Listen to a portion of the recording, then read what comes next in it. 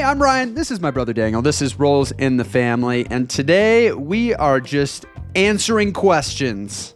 Questions from you, the viewers. You know, unlike most videos where the quality and entertainment factor of the video you could place the blame on us for prepping and preparing. This is on you. If this isn't a compelling video, if this video is we trash, only have our audience to blame. That's right. So yeah, we have a list of it's like 21 aggregated questions here from kind of the Google form we pushed out and got some responses that we'll just be walking through and answering some questions. And we don't really have any other call outs here. There's not really going to be any links in the description. There's not really a equivalent question to ask you. So we want no engagement. Better on this do video. not engage on this video, please. Do not click that like button. Don't do it. You won't. This is reverse psychology, I think, is more powerful.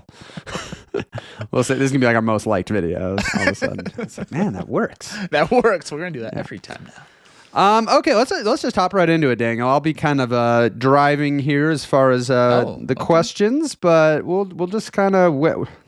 It's maybe an understatement to say we're winging this a little bit, but, hopefully we know what we're talking about. Normally do? Okay, pretty normal. Rolls in the Family video. Question number 1, who started playing board games first and how did it spread through the family? And this is, I think, kind of an interesting one because we had played board games earlier as kids, kind of classic board games. And even there were a few that popped into our collection. Like I remember our older brother got Carcassonne as a gift. We had that was the first, earlier. I guess, I don't know, more... But it didn't grab us at the time. I remember it was like that game in our closet. We're like, oh yeah, that's that kind of weird game that's kind of fun. I know. I don't think we ever really realized how much we could like that game if we really understood and played it more. Yeah. But it was really Killer Bunnies, Daniel, that changed everything for us. I distinctly remember going up. What a sentence! Going up into the mountains to these outlet malls with our family, and Daniel and I are sitting in the car, bored out of our minds. We were. And our mom is like, "Oh, you guys want to buy anything?" I was like, and then I don't know who had the idea, but I was like, "Hey, back in Denver, we could go to the mall, and there's a game store there. Maybe we just check out and find a game to get." Well, we did that, and the game ended up being Killer Bunnies, which is this very aggressively interactive game about killing each other's bunnies and trying to it actually it was great at that time. I mean, we played it a ton. We played it a ton. And it was our whole family. We had friends that got it. I mean, it was the thing that we were playing all the time. Yeah. And so that, I think for us, that was there's different games out here. This is just different than, I wonder what else is out there. Yeah. And I ended up, searching online, and I think that was when I found good old Tom Vassell. I think was one of the first video I found his reviews for Dominion. And this is in 2008 or 2009. Yeah. And Dominion and Small World, which were both new games at that point. And that was the first purchase we made. I got Dominion and Small World, and that changed everything. We played right. Small World. We played with our sibling group and stuff. That was almost every time we got together. Dominion, we were hammering out games. We played a lot of Dominion, which was a great first game kind of to get, man. Yeah. That was awesome. And so at that point, I think Daniel and I were hooked the most out of everybody, and it just all kept going from there. The rest is history. Here we are on Rolls in the Family. Yep. Question number 2 is, what is your fondest board game memory? What comes to mind, Daniel? So I have kind of 2 things that come to mind, I guess. For me, amazing board game memories are... so much for me is the shared experience of the group, and sometimes it's even beyond what the actual game is doing, but just what it kind of the experience it creates. So 2 things that come to mind. One, the first time we did a Keyforge tournament, that was so cool. I've been in now. I think I won that tournament actually, so maybe that was why I liked it so much. But yeah, where we get together in the morning and we've got the table lined up with, 4 games going on head to head. We've got pool play lining up for then the seeding in the tournament.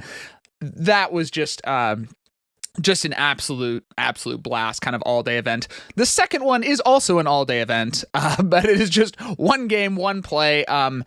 Twilight Imperium. I think about the games, specifically the 4th edition that I had this about a year, 2 years ago. Man, it just all day epic. People are just engaged the entire way. So I have a bias. The longer the better is kind of my bias for board game memories. But it was hard to pick the Fondest, Ryan. That's such an exclusive very word. Nostalgic. Yeah. Yeah, I kind of struggled to think on this one. Like I think kind of the season of when I was starting college and I met this kind of core group of college friends that I was able to kind of introduce to games, and that just became, I mean, I still to this day play games a lot with some of these friends. Yeah. But that was maybe not one specific game. It was Arkham Horror, later Eldritch Horror. Mm-hmm. It was Cosmic Encounter. It was Tichu. Yeah. That was just, we had played so many of these games, but it was mostly among us siblings. Like there's definitely a season there as I was starting college where the main gaming group was me, you, and our younger sister.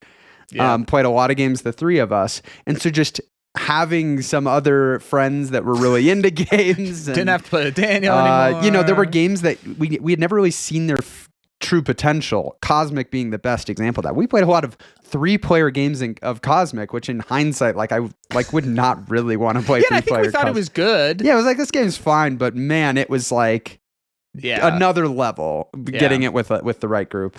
I also just have memories of those really early days when we were first getting in, and we found an online retailer that was actually local to us, and you could do online pickup or local pickup. So I have these memories of us, placing a new order, and our collection at this point is just a few games, and one of those early orders had Race for the Galaxy and Lost Cities and Pandemic, the original edition of Pandemic. And I remember us driving up and going to pick up the games at this. And when I think of fond memories, that kind of stuff comes to mind, and bringing it back. And then we're at a season of life then where we could just play them nonstop. So, oh my gosh, our stats are insane. Yeah, the stats during that period, legendary. So that's the beginnings of our journey. But question number 3, how have your gaming tastes changed since you entered the hobby? Yeah, well, I think the biggest thing there's a couple things that have changed for me. One, it's just harder to get games to the table right now in this season of life with young children than, like Ryan was saying, those are stats back in the day when you both are just living at home and you got nothing better to do. Yep. You just suddenly young kids full-time job. It's a double whammy.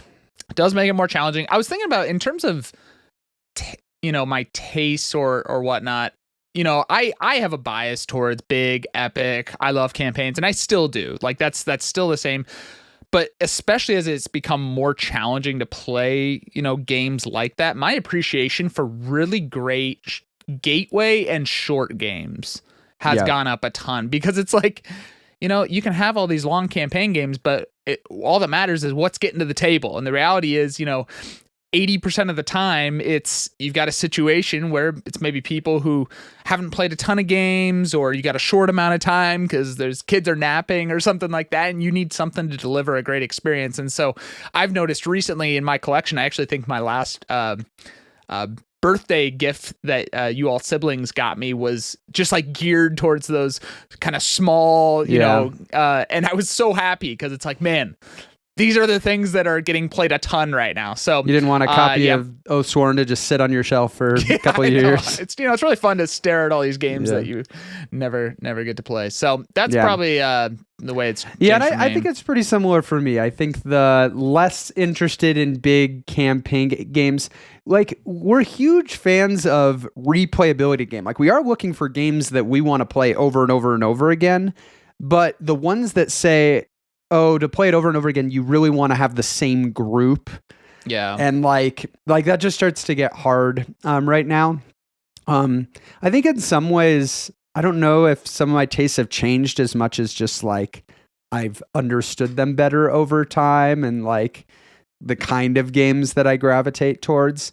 But I totally agree with you that I just have much more of appreciation for like across all the demographics in our collection, where I think early on it was just like, what is the game we most want to play over everything else? We were just like, which was always like the heavier games. Whereas now I'm very excited to find a game that like, ooh, this is interesting. I like it, but it also fits this situation really well. Totally.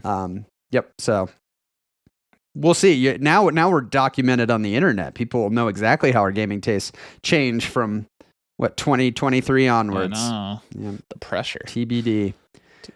Question 4. Who are the people in your main gaming group? Family, friends, or strangers at a game store? Well, here at Rolls in the Family, I mean, it is true that family has been a huge one over the years as far as number of log plays. And I guess now that I'm playing with my son and stuff, there's a lot of plays being logged now to the next generation. But yeah, family's a big one. And then I would say friends. I mean, you definitely had your high school friend group and then college friend group that a lot of these games played. And like I mentioned with kind of the group I met at college, our circle tends to be pretty small though, as far as like people that we pull into game nights and stuff on a regular basis. Yeah, we haven't gotten a ton into like, I mean, we've maybe a couple times been to, more kind of not public, gaming places, or like or local whatnot. Convention stuff. I think for us, gaming, or I don't know, I won't speak for you, but for me, it's like I have these relationships that I, care a lot about, and gaming is a really awesome way to like engage with those relationships.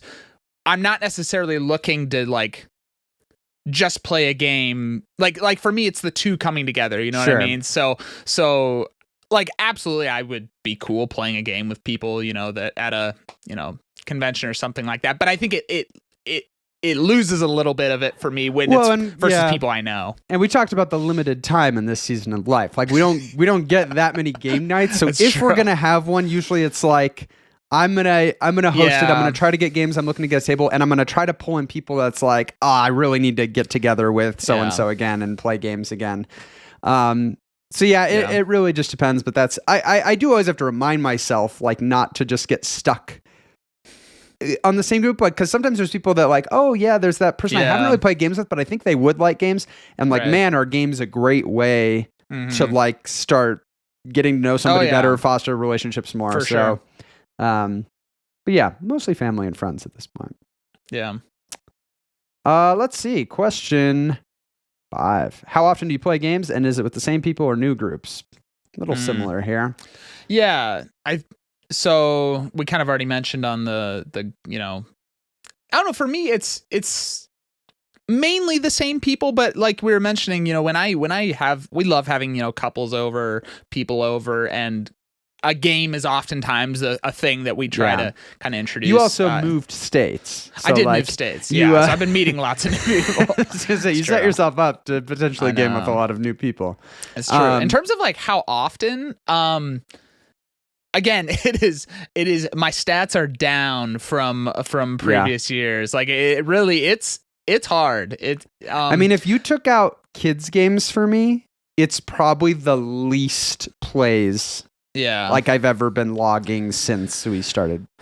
Like I'm probably getting 3, maybe 4 gaming sessions in terms of like per month, roughly. I was like, don't tell them you're only playing 3 games a month. It's going to ruin the allure of our top 3. No, and usually a session has several games and whatnot.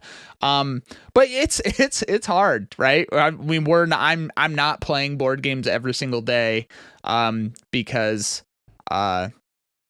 you see, Daniel and I are in it. We're in it for the long haul. There's a day when kids get older where things might change. That's all we're gonna do. If we're living with other people that like playing games, I know. It could change. I seriously think, Ryan, we're gonna be able to break our stats of the old days of us living together. Like, it'll be like an objective. It's like this month we're going for the record. We're playing Agricola 4 times in one day. In one day. Yes. So yes, it isn't a ton, as you might be led to believe by 2 guys that are talking about board games on a YouTube channel. But hey, it's realistic. It's where our lives are at right now. Yeah. Let's see. Any tips for starting and maintaining a gaming group? That's a good question. Well, first, have family members that like. I think for us, like it happens somewhat organically that we created a lot of like key friendships with people that liked games, and now we just know like, and it fluctuates over time. There's ones that aren't in town anymore, or when they come, it's like, okay, we could get this group together.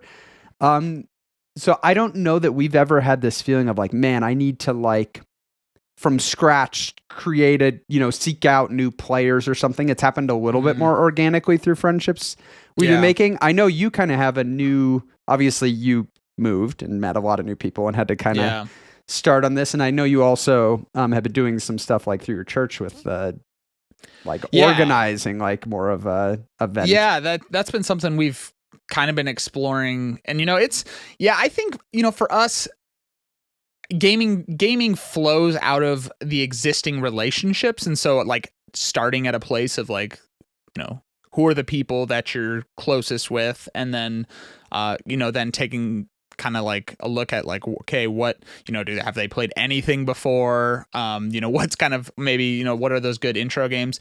It is interesting, and I'm honestly still in the kind of figuring this out stage of a more like organized people maybe you don't know coming to it. That's something that we're trying to kind of get going here. And I think obviously that there's a lot of groups that do this already, kind of in the community and whatnot. And I would definitely say like while that's great when it works out the way it has for us, where like existing relationships and friends turn into really strong gaming partners. If I would say if somebody's in a situation where they're like, man, I just don't have those people in my life, or like you'll have relationships in your life that you're not going to turn them into heavy board gamers. Like it's not like them. Right. There is something to be said for like a common interest can be such a powerful foundation for friendships.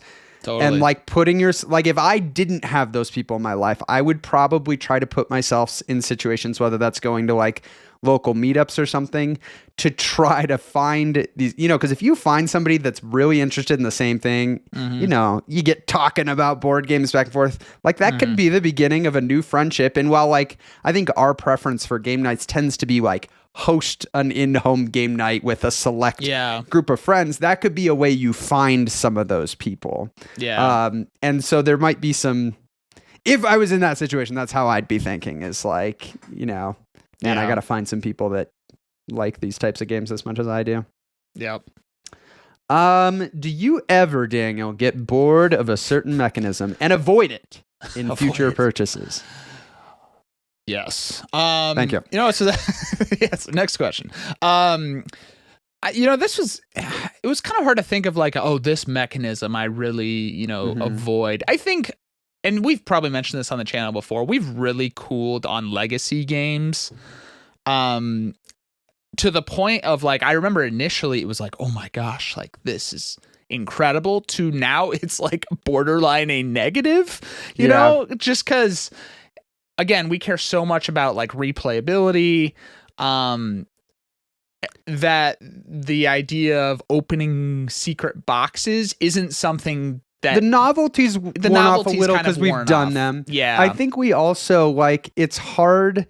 We want our favorite games that we love to continue to be games we can be playing. So it's always hard. It's like, I could really love this legacy experience, but then it's going to be done. And like, it is like a harder sell. Yeah. It, like for me, the experience a legacy game has to deliver needs to be like, it has a way higher bar. Yeah. Because it's going to end at some point. So like it needs, and for me, like I loved Gloomhaven, and that was worth it for me. One, just because you have like 90 plus, I got my plays out of that. But and I loved the experience. But yeah, it is challenging. Like if a game doesn't deliver this exceptional experience, it's like, well, we'd rather just get a game that we can enjoy and play forever. So yeah. Which, in defense of Gloomhaven, it's the legacy stuff's pretty light. Like you could replay Gloomhaven. Totally, like it's more of a campaign thing. But I would agree with that.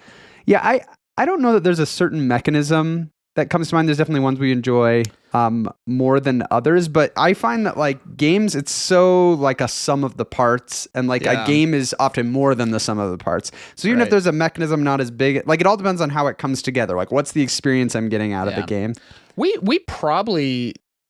neither of us really like take that mechanisms, things that are really like, I'm going to go out of my way to do something mean. Like neither of us really like the kind of mean elements. Yeah, we tend to not be as big on it. Though there's definitely some, like, I would say high conflict games we like, but like, take like some of these more casual card games that are literally just about like playing. Killer Bunnies actually isn't far from these types of cards, but like, where it doesn't feel like you have as much agency, or like, well, there's no way I could have seen that coming, and you just like took away. Like sometimes it just doesn't feel as good. So I would agree with that. Memory. I'm not a big, actually, I mean, there's some truth to when a bigger game has something that clearly is like, this rewards somebody with memory. It's like very exposed. It's not my favorite, and I think the reason it's not my favorite is because I know I could work really hard mentally, but you don't to do a better job of it. But I do not find it fun to work hard mentally to just do memory. Like it's and then we have other players in our group, dang on those who I'm referring to, who has an excellent memory. My gosh. And so if we're going into a game like that, it's like, well, we know he's got a clear advantage. Yeah. So there we go. Maybe not big on memory games. There you go. What are the elements? This is kind of similar. The elements in a game that typically shift it from one that you like to one you'd rather not play. Like kind of pushes it over. I had a few things here. I mean, again, we're just sounding the Ryan and Daniel thing that we always say. If a game doesn't have good replayability, this was the kind of our experience, I think, with like a Project Elite of like really cool game. But just when we realized, I wouldn't want to play it 20 times. This is not, a game. We're always looking through the lens of what's this going to be like 20 times from now. So I think there's that. If a game is too long for what it delivers, like sometimes we've had games that are fun, but it's like, oh my gosh, this needed to be like an hour shorter than it was. I think that is a challenging one. And then, I mean, if a game's just not getting chosen, sometimes the proof is in the pudding over time. We have games that we love, but then it's like, man, it's just not getting to the table for whatever reason. Either it doesn't interest other people, or something about it's hard to get to the table. Maybe it's harder to teach. But I don't know. Those were kind of a few of the things that came to my mind for that. Yeah, and I think we've definitely noticed over time, like as our collection grows, the bar is just continually raised for what a game needs to bring to like earn its spot in the collection. Yeah. And so like, especially if we're getting like a new game that's one of these bigger games, we talked about how we don't have that much time to get all these types of games to the table. Man, that game is competing against all of these of our favorites of all time that are sitting on our shelf. And me playing this game means I'm not playing one of those. And so sometimes like when I get a game to a table, I can go, I like this experience, but I would always rather play one of those other ones on my shelf. Yeah. And some people maybe value more the breadth of just getting to try tons of different experiences. I think we are a little bit more, we like the breadth so that we can find the ones, and then we really like playing them over and over and over again. So sometimes I just have that gut feeling that like, it's not quite where it needs to be. Or it's too similar to another game. Totally. What is on your shelf of shame or shelf of opportunity, if you're more optimistically minded, that you really, really want to play next? I don't think we're not huge shelf of shame people, and that we don't typically have that many games that we haven't played. Like I think we slow down our purchasing to kind of match what we're feeling we can get to the table. And usually if we get a game, we try to get it played pretty quickly. I did a mental exercise of like, what on my shelf haven't I gotten played yet? A lot of times it's actually expansions. Like, oh yeah, I got that new expansion for the game, but I haven't gotten the chance to try it yet. So I recently, this one is very understandable. I haven't done it yet. I recently got Arcs, which I've played in person now once. I do have the Blighted Reach expansion, the big kind of mini campaign thing. It's probably going to be a while before I get that one tried. But it is one I would like to. But there's, in fact, I don't think there's a single base game on my shelf right now that I haven't played. Like, I think all my games are currently played. That might be the other expansion ones, like the Paperback Adventures. There's one of the characters I haven't used yet. That's like a whole separate box. I got the expansion for Canvas Reflections. Haven't had the chance to try that. It should be an easy one to try at some point. It's a pretty accessible game. And then I did recently get the expansion 40 Days in Daylore to Too Many Bones. Haven't tried that either. It's a little harder to get to the table. But honestly, when I was looking at this question, I was doing a little pat on the back. I was like, good job, Brian. I don't have any games that I have to say I haven't played. I don't know if the same for you, Daniel. Well, so I'm actually thinking about it now. I think I have played, well, except for Captain Sonar.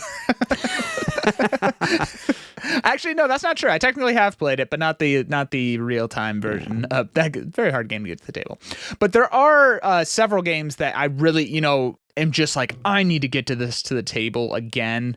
And they're all games that the thing I'm still trying to kind of just figure out is that group to play kind of longer epic games with. I'm in a Star Wars Imperial Assault campaign right now, actually finishing it tomorrow. But games like Cthulhu Death May Die, I got to get that to the table again. I haven't even played it since we got I think since my birthday last year when you got me the extra boss monster for it, Eldritch. Just got Mage Knight. If I could get a TI4 game in again, that would be awesome. Yeah. So those are the ones that are like, man, that'd be really awesome. Yeah, I guess our shelf of shame tends to be less of a unplayed games and more of, man, we haven't gotten those to the table. Just haven't gotten to the table in a while. Yeah, but I think I have played pretty much everything on my shelf. So, boom! Look at us, Ryan. Look at us. This is a little bit of a pivot here, change of pace. Yeah. But Daniel, are deluxe components in games worth a higher price point? So this is actually a really interesting question because I think we have changed our opinion on this slightly. Ryan and I used to always be like, value, and so it was like deluxe components. Just why would I get that when the gameplay so reigned supreme that it was like, what is the cheapest I can get the gameplay? And I think part of this was when we were in this phase of growing our collections, right? Our collection is small. We're wanting to acquire more and more games. I think value was like a really big thing because you don't have unlimited income. Whereas now we're at the point where it's like, man, we're not adding tons of games. Time is much more the constraint right now. Time is much more the constraint. And we've had some experiences where the deluxe components do enhance the gameplay a lot. So I'm trying to think, Ryan, like what are some that we have that the Quacks chip, Quacks at Quedlinburg chips is the biggest example of like, this is an upgrade that was so worth it for us for how much we enjoy that game and what it adds. Yeah. It's when an upgrade isn't just a like, we're less of like, oh, it just visually improves it, but that there's some form of like functionally makes this just I think better. That tends to be true. So yeah, those chips in the bag, that is just a infinitely better experience than pulling the and you could totally play it normally. Like, I'm sure there people are and love the game, and that's great. That was one that was like, that is worth it. So it's challenging, figuring out when is the upgrade, because they're so tempting. They always try to get you on those Kickstarters to go. Well, and that's part of why one of the many reasons that I'm not as big on crowdfunding stuff anymore is I know it puts me in a psychological situation where it's going to tempt me to just add on things that I wouldn't buy individually. Yeah, individually if I already had the game. And a lot of times it is these deluxe components. I am a huge non-fan of the fact that a lot of these deluxe things just end up making the box bigger. Yeah. Like I've got limited shelf space. It makes it harder to bring places. So that's like a bigger box is almost always a negative for me. Yeah. But like another one, I mean, you've got Foundations of Rome, which, obviously they just came out with Foundations of Metropolis. Is that what it's called? And I think, Foundations of Metropolis is like, in terms of playing the game, great. You can get that, enjoy the game. But for you, that was the part of the sell was a game that for a kind of medium, light to medium weight game can deliver that just beautiful kind of big table presence. Yeah. Now, I was fortunate I didn't have to make the decision when Foundations of Metropolis was available. They were smart the order they did this. Yeah. But yeah, so I think we've shifted on. I hate when a big box edition actually just makes the game harder to play, like harder to get everything out and harder to. Yes. And so when I hear like big box deluxe, my first instinct is like negative, like overall of my interest level in it. But there are exceptions to that, and then there's certain upgrades that's like, oh yeah, this really actually elevates it. I just ideally prefer to not be front loading all those decisions in like a crowdfunding campaign. I'd rather play the game, and this is how we did it with Quacks. Play the game. Oh, we love this game. Then realize, let's go make this upgrade later. Right. It's kind of the more ideal sequence there. Let's talk about digital gaming. What is your preference experience level with digital board game platforms such as Tabletop Simulator and Board Game Arena? It's a good time for this question, considering just this last year, we've kind of gotten into Board Game Arena. We had played Tabletop Simulator. That was kind of the one especially kind of during COVID. That was that was the way we were playing together. I'll be interested to hear your thoughts, Ryan. I think they are both really great, but very different experiences. Yeah. Board Game Arena, just in terms of the like, the up, it's just the upkeep is obviously it's doing it for you. It's very simple. You're just easy to see everything. Very functional. You can even do turn based, which is I haven't done that a ton, but that's cool. So Board Game Arena on that side is awesome. But I will say, like, if I'm wanting to experience playing a board game in the way that is most similar to me sitting down at a around table, with some friends, that's Tabletop Simulator. And it's been an interesting thing because we've played some Board Game Arena together and it's been fun, but I will say there's always been that little part of me that's like, this doesn't feel like I'm sitting at a table playing. Yeah, it feels like you're playing a digital game, and we're usually on a video call or something. But it's a very different feel. So I enjoy both. I have a preference towards Tabletop Simulator, just given it most feels like I'm sitting down at a table. But Board Game Arena is awesome, and it allows you to play games fast and often. So that's kind of where I'm at. Yeah, and I agree. I like both of them. I might skew a little closer to Board Game Arena just for my current situation and how I don't do a ton of digital gaming, but it's nice to be able to just jump on there and just do something quick. I mean, that's just the fact that Board Game Arena has the whole. I mean, I guess Tabletop Simulator technically has like lobby join game stuff, but I've never like touched that, and I wonder about the quality in that type of setting versus Board Game Arena, where it's abstracted more to where as long as the person isn't like quitting on you or taking too long with their turns, it usually works pretty well. Right. Board Game Arena, great selection of games that do have implementation to them, so it does a lot of the scoring stuff. As far as just digital games in general, we do face this battle for us of we know if we try a new game digitally that we're having a much less ideal first impression of that game. Yeah.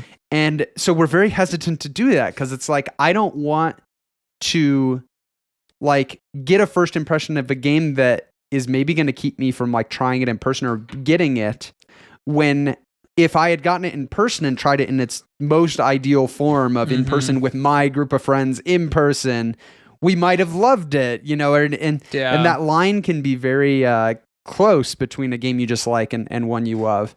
So I think that's been part of our challenge of like, oh, there's all these games we've been interested in trying that are on Board Game Arena. But it's like, is that one I want? I know. Do I want my first impression to be in that setting? I don't know. And like, there's the cost of like, well, there's to buy a game, you're committing to paying for it and getting it, kind of not knowing necessarily if you're going to like it. But the upside is I get to really give it that best chance. And like, having already bought it, you already have that like cognitive bias of like, you own it now. I already put money into this, like, so you're a little bit more invested to like it. And so it's tricky. So we definitely use digital board gaming as a tool. You know, when we don't live in the same state anymore, so it's a nice way to be able to play some games together. It's a good way to play games you already know you like, for sure. Yeah. But I think we haven't figured out exactly like what we want to do with that. Like, how often do we want to try new games and which ones on these platforms? Okay, we're getting into a section here of some maybe more like game specific or recommendation type stuff. This is asking, what are some games that are fun with kids age 5 to 9, but also with adults? And there's probably a lot that could be mentioned here. I think name everyone. Yes. Right?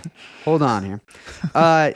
For me, there's two angles to this. There's the find a really good kids game that's meant for that age group that also really appeals to adults, or there's a lot of adult games that are light enough that a 5 to 9-year-old could play it. So as far as the kids side of the spectrum, I mean, we just released on our website a whole guide of recommendations across kids. And so specifically getting up to like the top tier of that would be kind of ones that, you know, potentially adults are going to enjoy more. But I've definitely seen some games in my collection as my son is getting older. Now, granted, he's 4, but he's played, you know, an absurd amount of board games at this point. But I'm finding that there's games in my collection that I feel like, oh, we could try this with him. And so there's been ones that have worked well for us.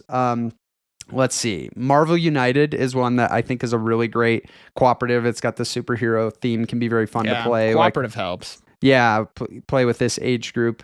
Other ones we've played recently, played Escape, Curse of the Temple. I recently pulled out Santorini with him, which actually worked really well because I gave him, he plays with a god power and I play without one. And so that kind of, and it kind of like evens the playing field. And, you know, Santorini isn't like super rules complex and he likes how it looks and stuff. That is really Seven Wonders Architects is a one that he's really liked. We've had success with. I pulled out Dungeon Fighter with him. I think that actually, I mean, that would go over great with a group of 5 to 9-year-olds running this cooperative, throwing dice. Yeah, obviously like open information so that you can be, whether it's Help with cooperative, rules, but you can help along the way. I think about also, you know, like a Cascadia, which, you know, the type of, we sometimes talk about games where it's very hard to do something wrong, to cheat, you know, like Cascadia. It's really just take a tile and match it, or, you know, just there's no time that you have to say, oh, you can't take that tile because, or you can't put that there because, like, everything. So they might not do well, which is fine, but games that are like that. Other ones came to mind, you know, maybe like a King Domino. That's another one. Yep. Sushi Go Party, you know, is again you're just taking a card and playing it. That they can take whatever they want, you know. So I think those are some good ones. Nice. Yeah, the next question is pretty related, which is which gateway games would you recommend for convincing non-board gamer friends to join in?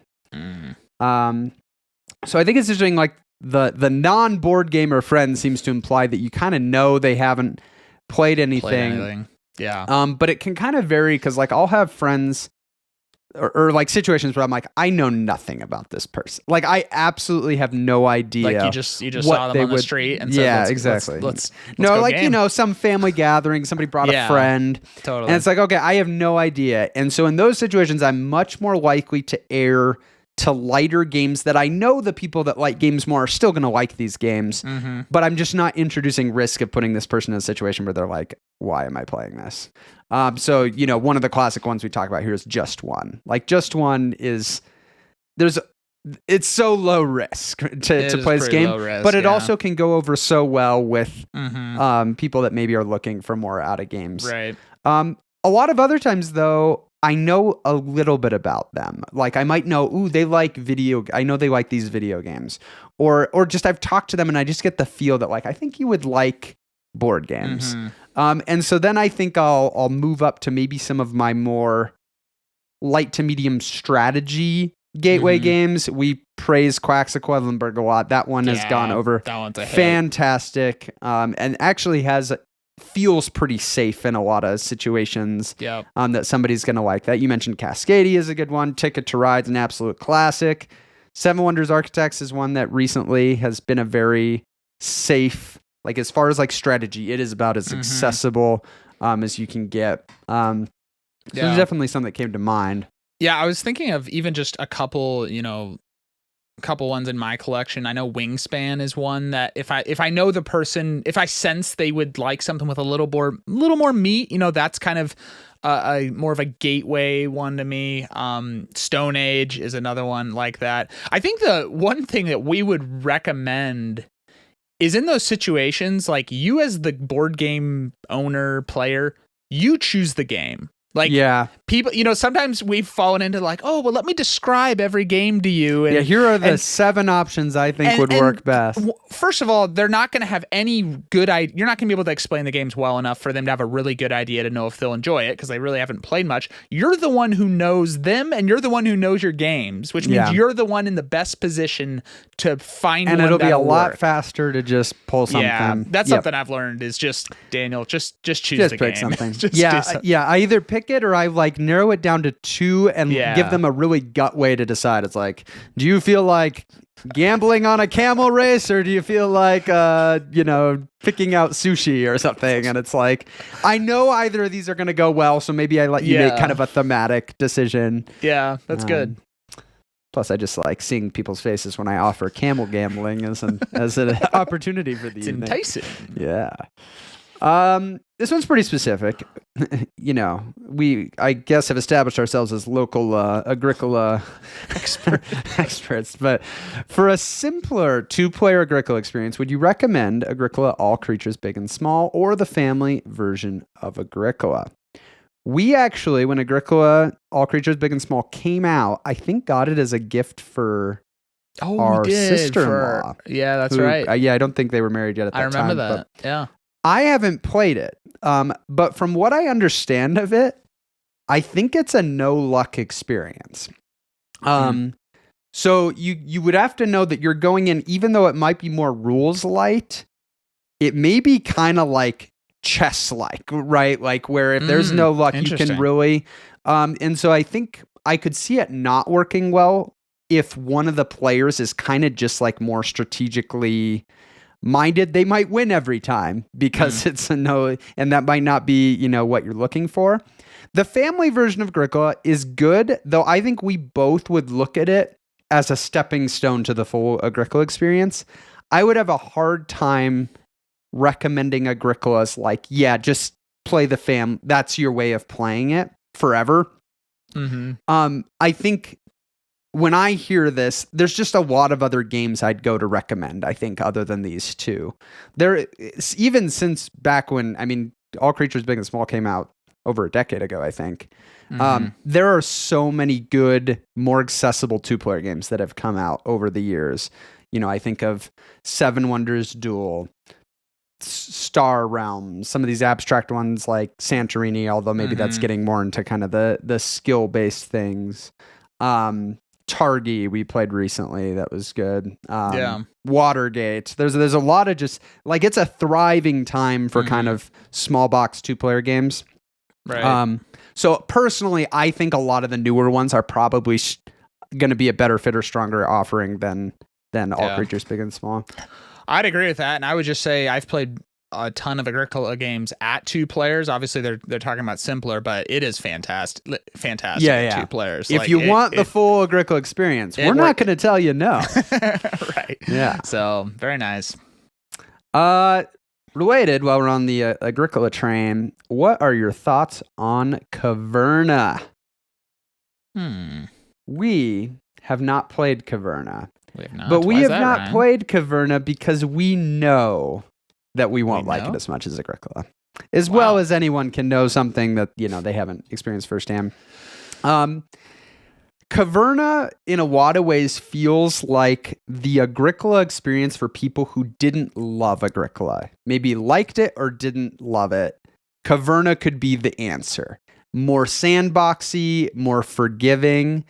But for our taste, we know we like tight games, tight worker placement, tight resource management. So making it more sandboxy is almost certainly a negative for our taste. But my gosh, Daniel, they took out the cards.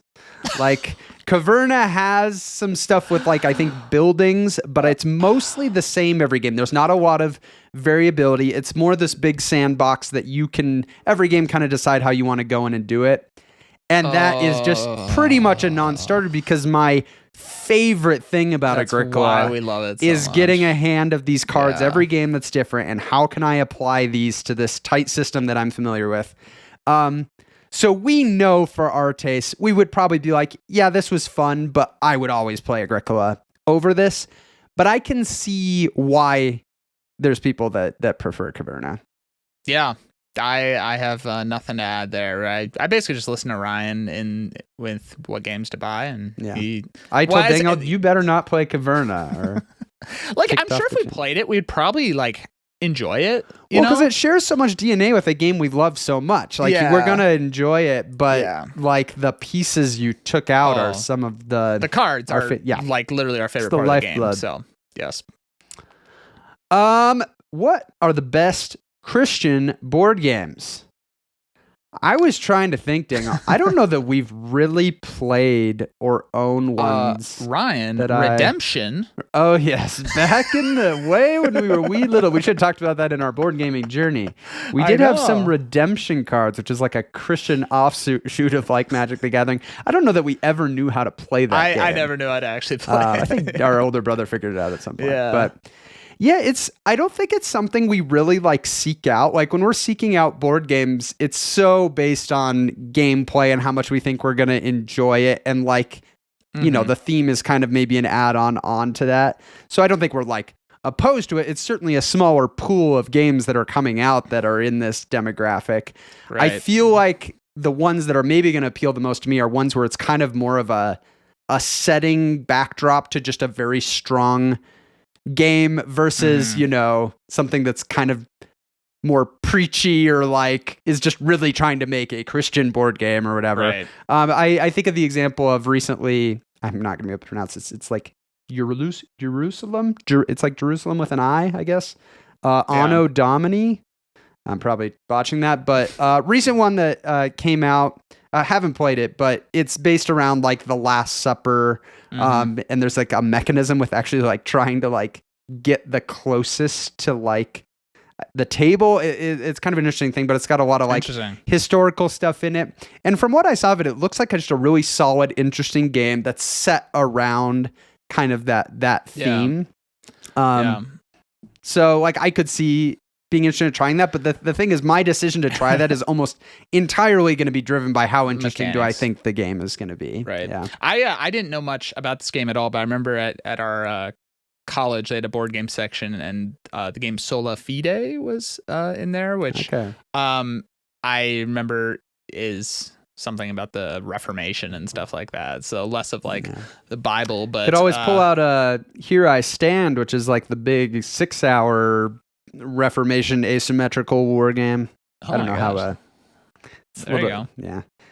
Yeah. But that is not. I was actually at a retreat recently where there was a few party games that took kind of. I think there was one that was kind of that. I don't know if it was apples to apples type thing, but I feel like that's Bible mostly edition. Right. That's where you're gonna see a lot of the more Christian ones are. Which for me, a lot of those games are games that benefit from the breadth of topics on the cards, and so when you zoom it all into one demographic, it's okay, I think this game got worse.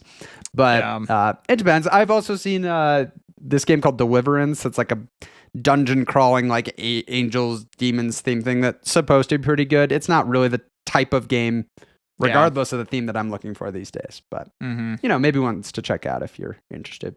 There you go. Would you consider showing your gaming library and talking about your favorite games from each shelf?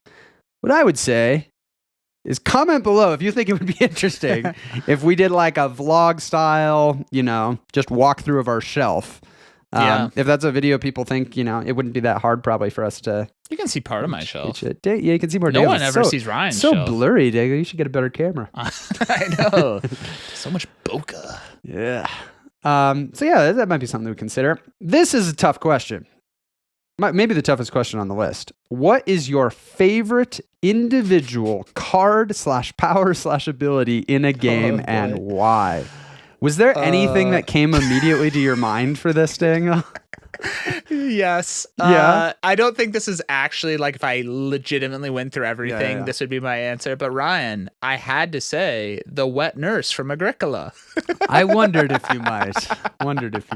It's so powerful.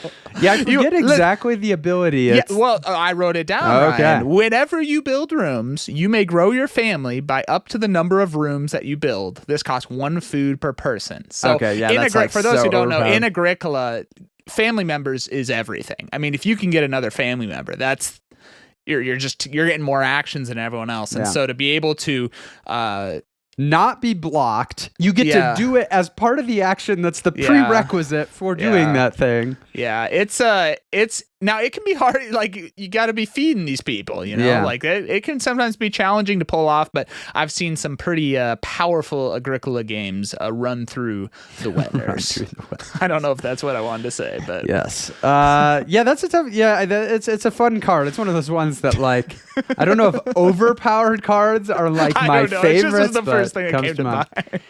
Yeah, I think the first thing that actually, because I kind of thought Agricola, I was like, there's probably cards in there that would maybe fit, but it's hard to remember. The game that came to mind more for me actually was Lorenzo Il Magnifico, specifically the Houses of Renaissance that have those house powers that are just some of the most potent player powers in any game. One of them that maybe came to mind is one that I just remember having a really good time with. In that game, you have the whole thing that you can get the territory cards, which are the green cards, and then you go to the space that lets you run all of those territory cards, executing each of them that's like equal or less than the die that you used. Mm-hmm. Well, this particular house, every time you buy a green card, you get to immediately auto run your whole green row at 1 less than the die you used. So every time you're getting the thing that's making that row better, you're just immediately getting to run it without another action. Mm-hmm. And it's so powerful, and it's just like so satisfying because it's one of the most satisfying things in that game to get to run your thing, and you get to do it so many more times with that. So that was one that came to mind. I was looking through some of the other Lorenzo ones, and there are just some good examples of that. There's the one that you literally get another worker the entire game. Like everybody's got the 3 in your one, and you just have like another one. It's like, man, that's like so overpowered. But if everybody's overpowered, maybe nobody is. Cosmic Encounter probably also has some. I was trying. I just couldn't think of a specific. I'm like, there's so many crazy things in Cosmic. So maybe it'll come to us. We're coming down the home stretch here. Dang it, what is your favorite game night snack? Oh, Ryan, there is an objective best board game snack because it can't be messy. So get those Cheetos out of here.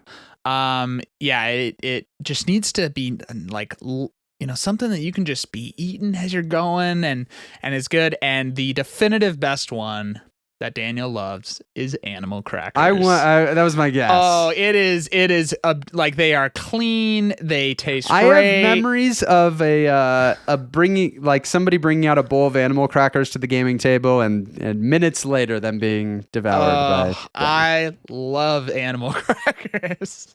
So there you go. You don't even need to answer, I used to get animal crackers a lot. We haven't as much lately, but I agree that is a really good. It is a really good gaming snack because they. I don't know if you like them. We both like them. There's nothing I hate more than people having to wipe their hands off after every, whatever snack they're grabbing. Yeah, don't you love when people bring their own snacks and set up camp? Just say, get out of here. So the first thing that came to mind for me is Del Taco. No, so It's a this horrible choice. Del Taco is our go-to for like we're doing more of a full gaming day. We need to get a quick dinner in, and like we can just quick get that and eat some Del Taco. So we had to shout out Del Taco. Yeah. Well, by the way, this video is sponsored by Sponsored Del Taco. by Del Taco. They don't know it. But, They don't know it, but it is. I think like pretzels, and specifically I like the peanut butter pretzels that have like the peanut butter inside of them. Those are nice. Mm-hmm. Again, they don't kind of come off on you. And also got to shout out to my Walmart Great Value brand drink mixes is the go-to. We have consumed a ton of so sponsored by Del Taco and Walmart. We've got our gaming nights. Yes. Daniel, question 20. What part of Colorado are you in? Wow, what a you're way question. up north, aren't you? A little bit. Comment down below where you what state you think I live in. I'll heart it if you're right. I do not live in Colorado anymore. But Ryan's gonna drop his my exact location, my GPS coordinate. Check the description below if you want to see Ryan's address. Yes, I'm still. So we grew up, for some context, in Lakewood, which is kind of foothills to the mountains over there. I'm now in like the Littleton Inglewood area, which is like south of Denver. Mm-hmm. Yeah, it's nice. I like it. Love Colorado. Yep. Somewhat related, we have our final question. I see Broncos a lot. They just mean in general, like out in the wild. I'm assuming they must get out. So I don't know why their follow-up is: are there any sports games that you like? Sports-themed games. We are big Broncos fans. Denver Broncos. It's a good time. God bless Bo Nix. But sports games are hard, man, because we are big sports fans. So we are definitely the market for this type of game. But sports board games are really, really hard to do well because you are translating a very action, real-time type thing to a more turn-based or tabletop thing. So there haven't been a lot, I think, that have grabbed us. Honestly, looking at my collection, I don't really have like a true sports game. I used to have a game. This wasn't like our games again, but I got a game when I was younger that was like a football simulator where you like roll the dice and you like mark what's and I really enjoyed that. Well, and if you like that, I know kind of maybe a more modern implementation that is First and Goal. Which is a dice-based thing. Honest, and I've like considered it. The thing that keeps it from me is like the little bit of like, if you're playing to strategically win in it, it starts to really get away from like what you would actually realism do in football. There were just some things with it that kind of made it hard. There's been other ones I've looked into. There's Baseball Highlights 2045, which is a very funny. It's baseball, but it's baseball in the future where half the people are robots and cyborgs and stuff. Yes. But it's a deck building game that has kind of uses like the baseball kind of bases mechanism and stuff that I've actually heard very good things about. Yeah. But have never pulled the trigger on. Like you've tried to design like a sports I have. game. That's how I know it's really hard. I was working on a football game for a while, and it still percolates in my brain. I wake up in the middle of the night with ideas. Well, and it brings it in. When I was working on it, I kind of came to the conclusion that like, besides the strategy element, it would really help if it fed into some dexterity mechanism, because dexterity mechanisms can so help capture the action and possibility space of a sport. And that's why honestly things in my collection that make me think of most like sport feeling, I think of pitch car, flicking the cars around the track, or crokinole, or clask, which is like air hockey, or even Dungeon Fighter. I mean, Dungeon Fighter has a little bit more of that, like cooperative in those types of moments. So I definitely have my eye out. Another one I saw is there's a hockey game called Trick Shot that actually looks pretty good. Like if you like hockey, that's the one I would look into. But maybe this will inspire me to get back and working on that. There you go. Ryan is inspired. Football game. But that wraps up our questions. Hopefully you learned something, and hopefully it was somewhat interesting. Like I said, your fault if it was not. Well, thank you all to every single one of you that submitted a question. And if you didn't, why didn't you? But hey, we might do one of these again next time. So keep a lookout for that. We don't have any links below. This was just a us to you, little chat. But we do have a couple more videos here. If you want to listen to us for a little bit longer, you can click on one of those, and we'll see you in the next one.